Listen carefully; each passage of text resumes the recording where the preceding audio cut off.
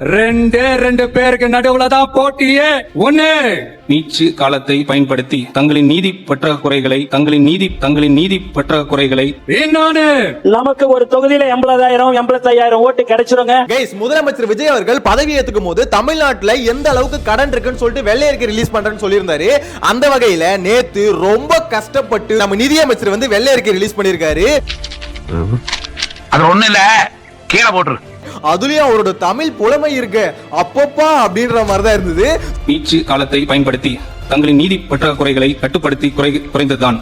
அதோடு ஒரு பங்கு புளியங்காயும் மிளகும் திப்பிலியும் சேர்த்து யாரா நீ இவ்வளவு டேலண்டட் ஆகுற? தமிழ்நாட்டுல ஓவராலா எவ்வளவு கடன் இருக்கு, இந்த கடன் நாங்க எப்படி அடைக்க போறோம் அப்படின்ற மாதிரிலாம் பதில் சொல்லியிருக்காரு. சோ அது என்ன மேட்டர்ன்றதை டீடைல்டா பார்க்க போறோம். சோ இதுக்கு அடுத்து மாஸ்டர் மகேந்திரன் இருக்கார்ல, 2 நாளைக்கு முன்னாடி சோசியல் மீடியால ஒரு விஷயத்தை பேசி செருப்படி வாங்கிட்டு இருந்தாரு. சோ அந்த வகையில மகேந்திரன் அவர்கள் அதுக்கு விளக்கம் கொடுத்திருக்காரு.